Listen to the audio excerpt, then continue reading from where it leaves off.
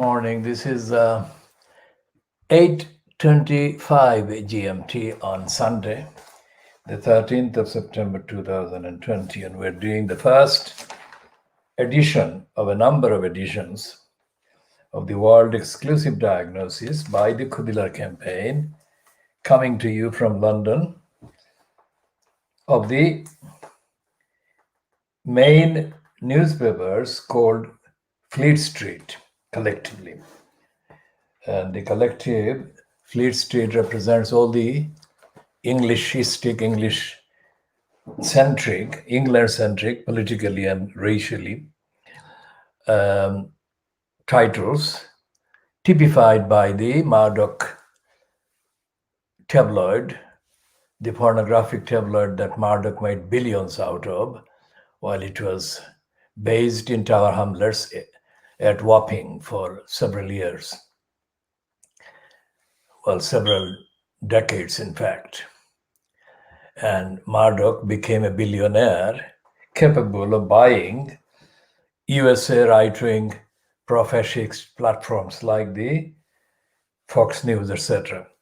So the typical racist and corrupt tabloid newspaper that the Sun has been warranting to be called the scum and warranting to be boycotted by the people of Liverpool. And it is still being boycotted after it accused the victims of the Hillsborough disaster of blame. And the same attitude held against the people of Liverpool by the scum and dirty digger Rupert Murdoch's paper is shared by Boris Johnson, who is currently the fronter as the so-called government in the UK.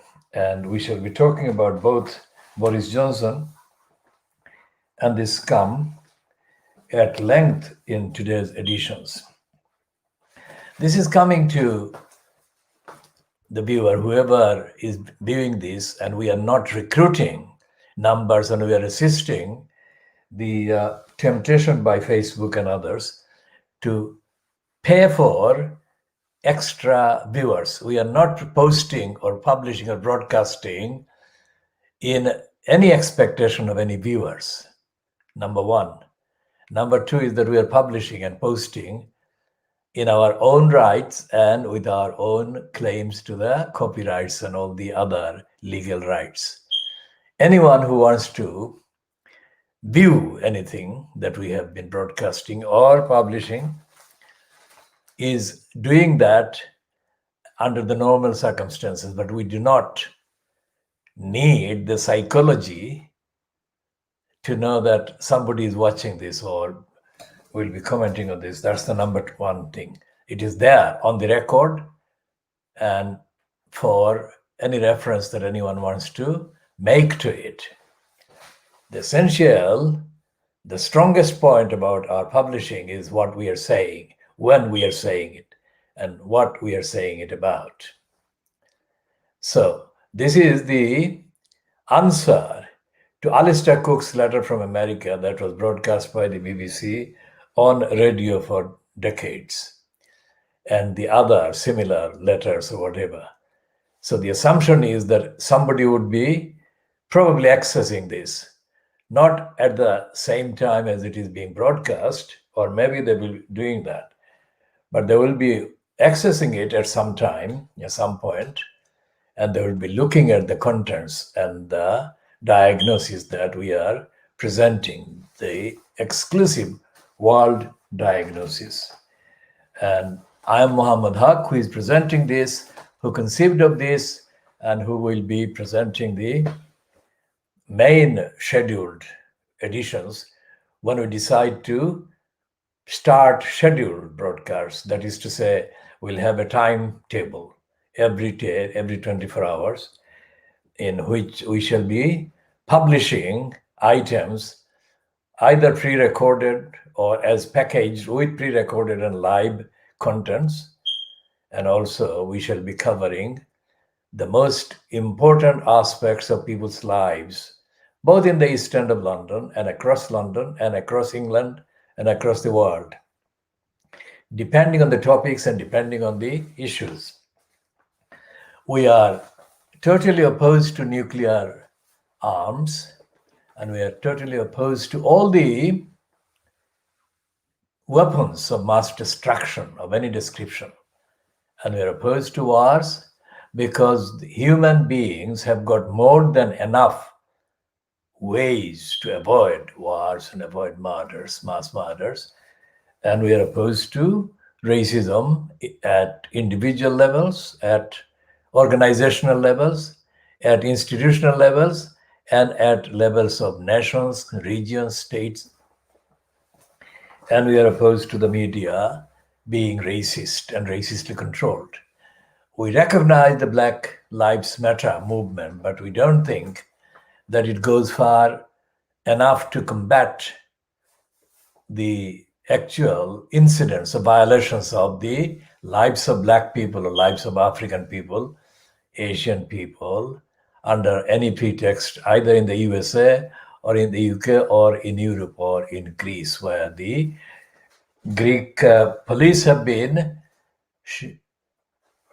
attacking the refugee camps, and residents of the refugee camps with tear gas and some other forces, no doubt with a nod from the Greek state authorities and racist authorities, has burned down the camp. So that is the kind of incitement that is taking place against the most vulnerable people in the world today, as featured in the media. There are other vulnerable people, other people being victimized and violated, whose plight is not being reported. Why we are saying about the Greece attack on the migrants is because the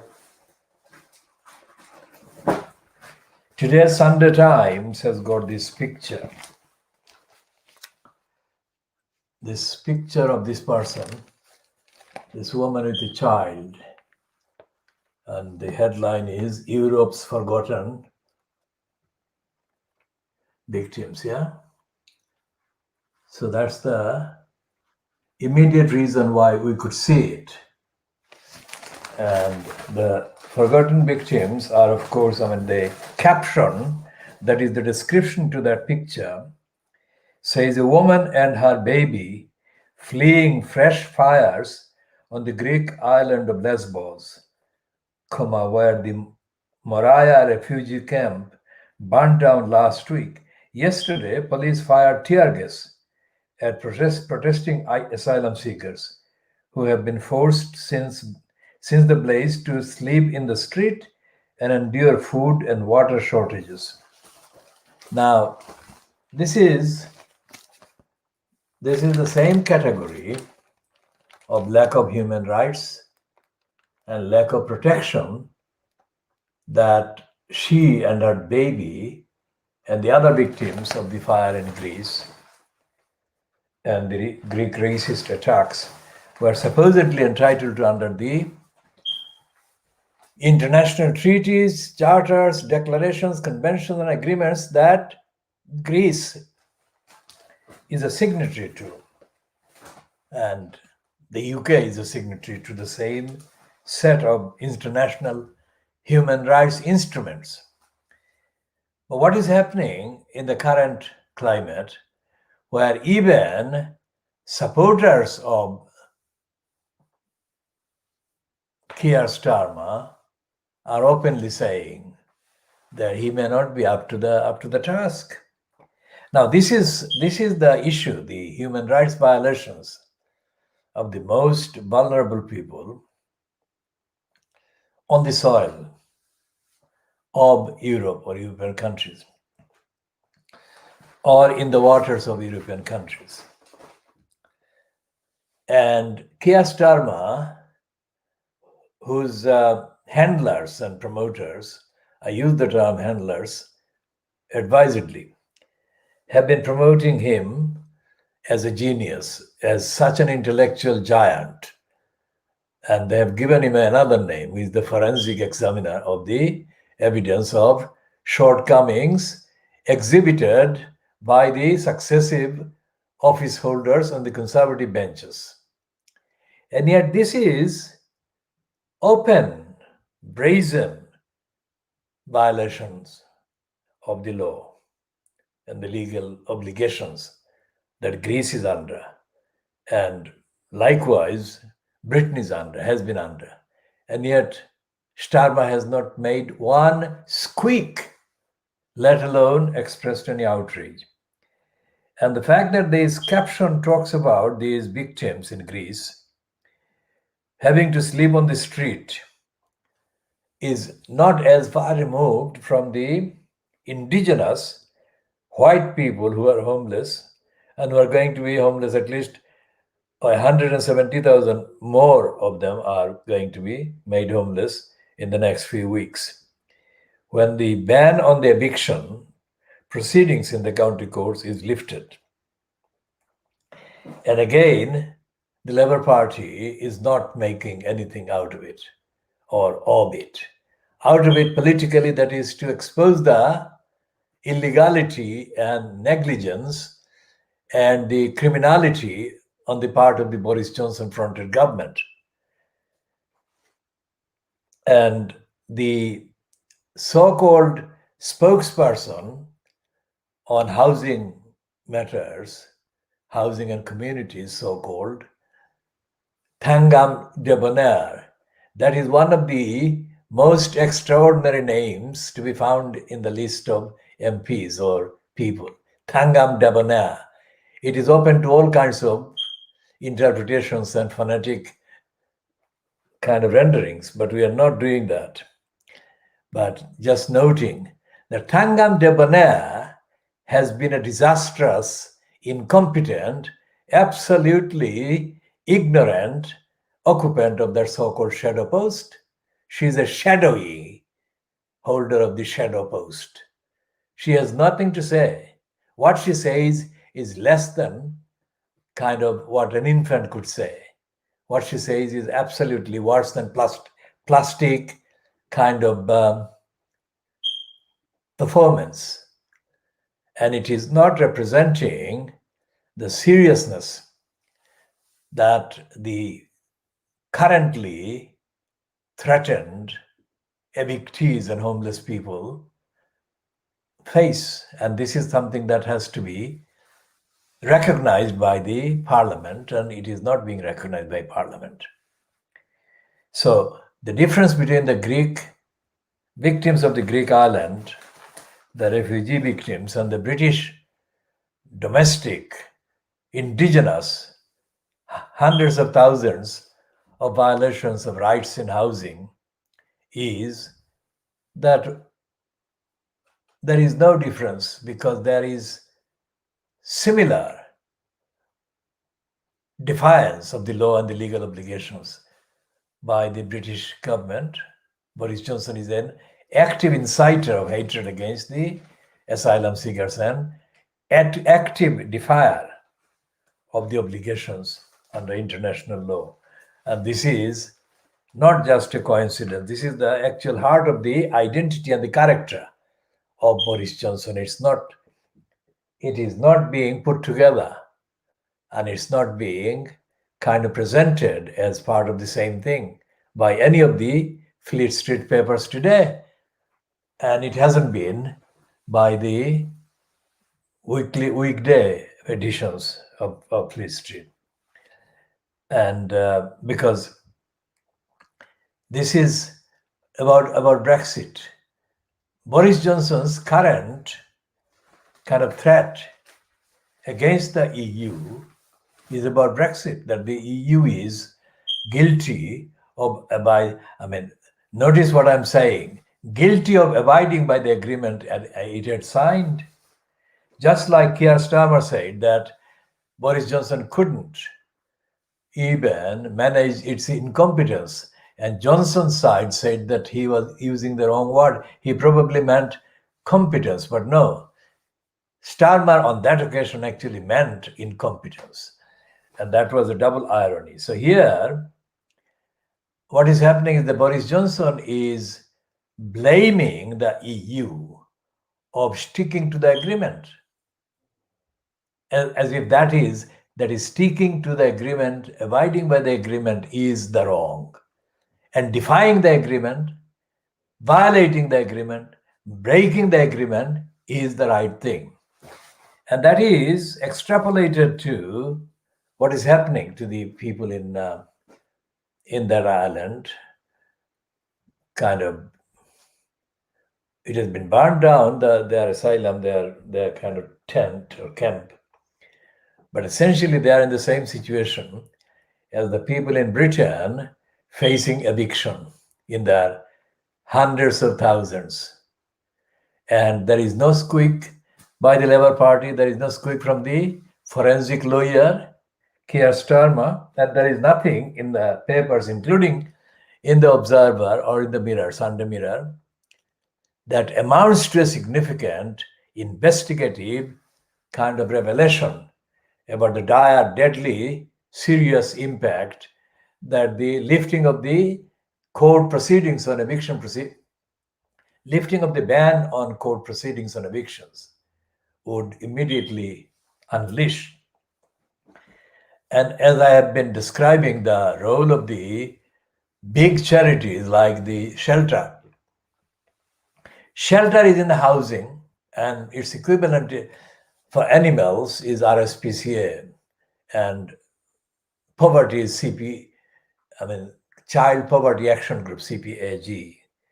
These are big charities in the sense that they are funded with big public donations and support.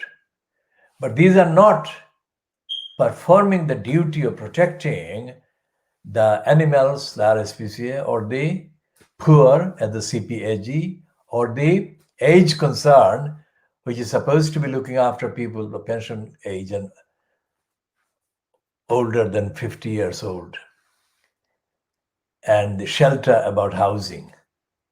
So these are outfits that are operating as independent of the government, as non-profit charitable outfits. And by that, the implication is that they're independent of the government and they're not supporting the government. But in fact, they're doing worse than supporting the government's bad, wrong policies and wrong and bad behavior. Shelter issues tickling statements. It doesn't give the details of how seriously illegal and criminal the government's position is in keeping the eviction options available to the courts and the attackers of the people in the categories that have been targeted for eviction proceedings and repossession proceedings. So as I said, in the piece on The Guardian on the 2nd of February 2016, the Guardian's Polly Toynbee claimed to have visited the Clerkenwell and Shoreditch County Court and witnessed the plight, the misery faced by the targets of eviction proceedings. And it was a complete joke, it was artificial, and it didn't even cover 20% of the cruelty and illegality and criminality perpetrated every sitting by the county courts handling or rubber stamping the eviction applications. And she actually supported the shelter and the duty solicitor scheme, which is itself a criminality, and it's a fraud, it's a scam. It doesn't actually prevent the illegal behavior of the county court judges doing the rubber stamping, or the applicants for the evictions. The wrongdoing and the illegality done by the applicants who apply for evicting X, Y, and Z, the people in their kind of tenancies.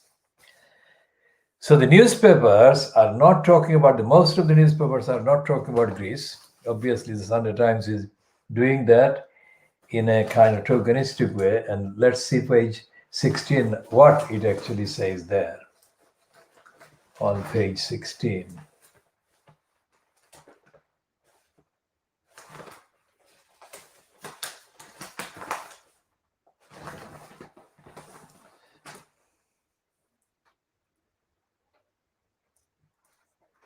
and it does have the correct headline in there. We shall see whether it actually has the sense to talk about the legal obligation of the Greece government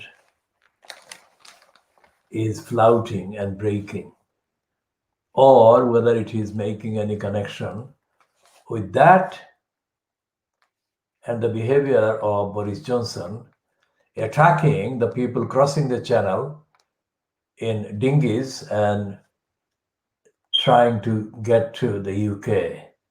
And Boris Johnson and the Conservative Kent County Council acting as Boris Johnson propaganda proxy, and the platform for Priti Patel, who is more anti-immigrant and anti-migrant than even the most racist ones so far on the record have been.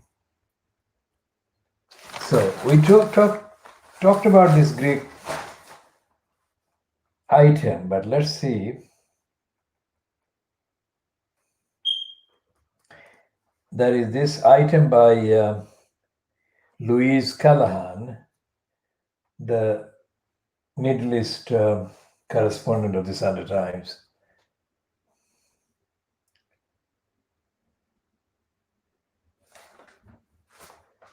And there is the Marie Lavelle, who is reporting from Lesbos Island. And the summary there is that no safety numbers, 13,000 migrants in the camp, 100 number of the Dutch have offered to take in, and 50 of these are children. 400 children to be taken by other EU states, mostly France and Germany. And 70 is the number of countries the migrants came from. Most are Afghan. And migrants in the camp are 13,000, and 3,000 is the official capacity of the camp. So Lesbos is far away from Athens, the Greek capital. So let's see what they're saying about the legality.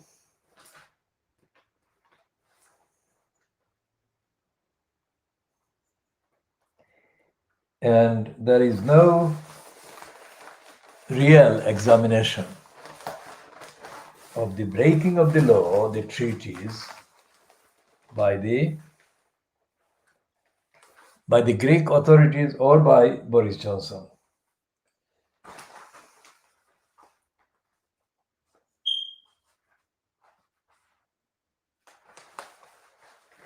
And on the other page, next page is the racist Sarah Baxter, who is featured as covering the American election.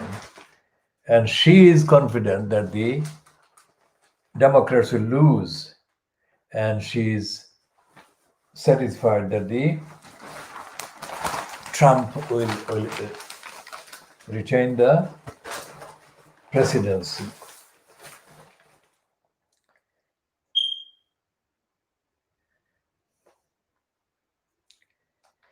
And here is Matthew Said, who is talking about Boris Johnson's casual threat to break the law undermines, quote, our civilization. And he concludes that conservative backbenchers have the power to induce Johnson and Cummings to reconsider the breach of the rule of law. They will have the admiration of posterity if they find the courage to do so. Now, Matthew Said and others who are saying that the hope lies with the conservative kind of MPs in stopping Boris Johnson breaking the law.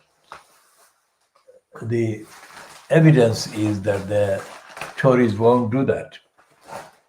So the hope doesn't lie with the Tory MPs. Hope lies with the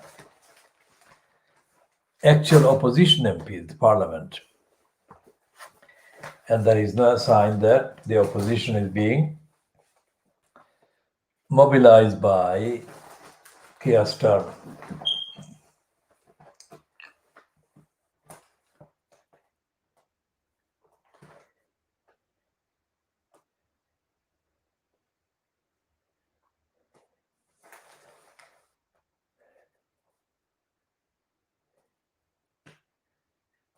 And there is a kind of so-called human story by the Mail on Sunday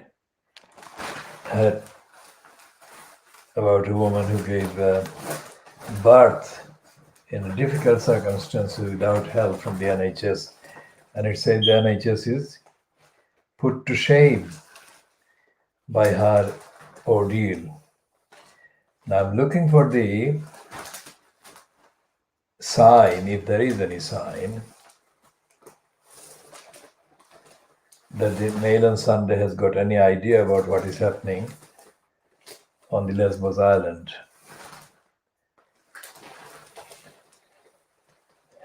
But there is none so far, and I'm already on page 19.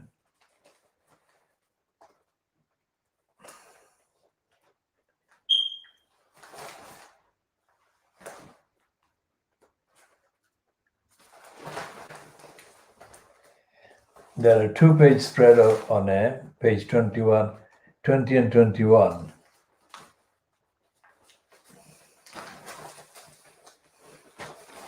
About the confession of a bisexual black sports person. And the Mail on Sunday is saying on page 22, it's in its comment, that when Christmas dinner is made an arrestable offense, the patience of many will be tested too far. And on page 23, Andrew Doyle, comedian, author, and former teacher, is having a go at people who are opposing racism. And for a white person to invoke Martin Luther King in that kind of piece gives the game away.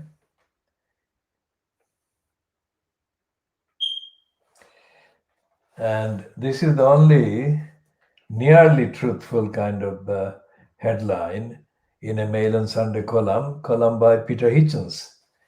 And the headline is Schoolboy Johnson's lies keep getting bigger.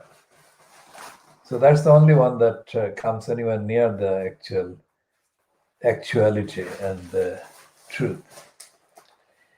And there are 2 pages on saving the elephants and the world and the animals by David Attenborough. That is absolutely well worth giving the space to, and it's actually continued on page 28. So I'm looking for the sign of anything from Greek island Lesbos, and there is no sign in the Mail on Sunday about the tragedy of the setting fire to the refugee camp on Lesbos Island, or tear gassing by the Greek police of the protesters. So there is nothing, this is up to page 37, 38, there is nothing about the Greek breaking the international law.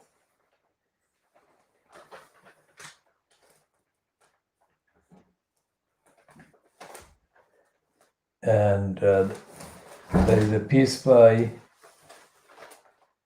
Philip Green on page 5 where he's supposedly saying sorry because he abused the Fala money and sacked people from his business.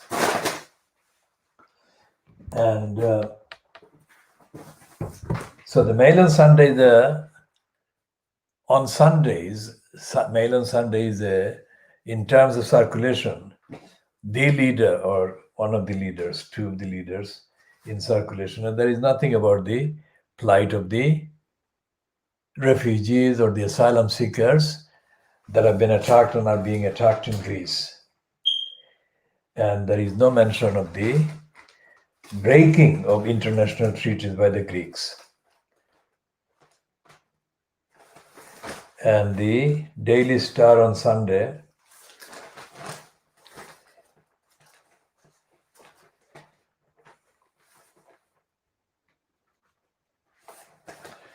is the Daily Star is like it's stablemate the Daily Express, only that it's racism and Little English kind of patriotism is of a kind of lower rank than the Express, and its venomous, racist English kind of hateful attitude towards the world and towards the migrants, of course. And there is nothing about the migrants in the Star on Sunday. There is nothing about the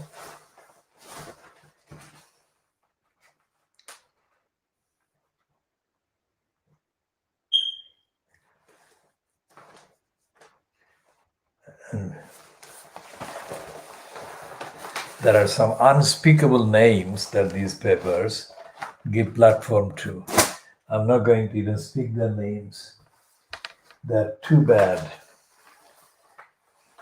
And the Express, as I said, the Beaver Brooks legacy of racist bigotry and stupidity, the Express will never find anything that it can say about Boris getting things wrong or Boris letting the country down or Boris exposing people to mortal danger or Boris breaking the law or Boris discrediting the idea of British kind of standards or whatever.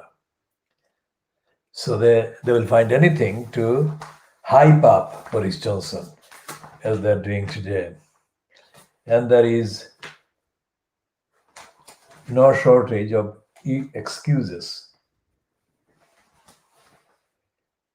to praise the regime of Boris Johnson, and there is nothing. There is absolutely nothing about the breaking of the law. So there is the Sunday Express. The Sun on Sunday is again running the pornographic picture of a person in the Strictly Come Dancing thing.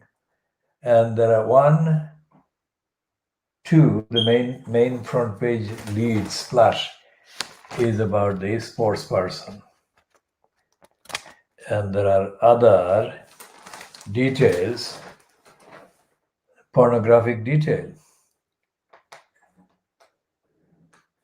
And they are having a go at the EU by celebrating Boris Johnson's kind of refusal to drink a beverage that is connected with the EU. What is the actual thing that is saying there? And the Sun on Sunday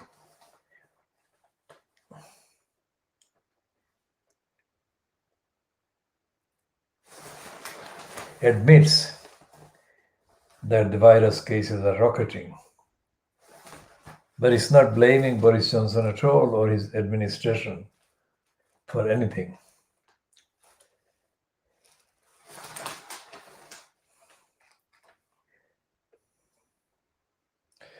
And they're saying that Boris Johnson is not being brave enough, and they're saying that they need Boris Johnson to be a bit more brave. Their headline exactly is, "We need a bit of bravado from the PM." I have added the "the" there before the PM.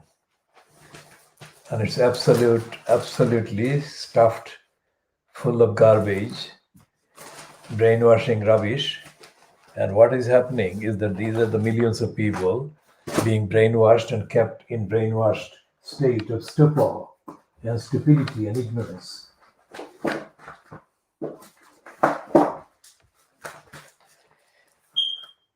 And again, the Daily Mirror is as bad as the Sun and the Mail on Sunday. It's not talking about the breaking of the law. It's not talking about the human rights violations. It's not talking about the killing of the people who are on the Greek island. And they've got a kind of typically stupid, infantile, token piece of aggro from Starmer. And they're running it at Labour wants answers over £840,000 paid to Cummings for all.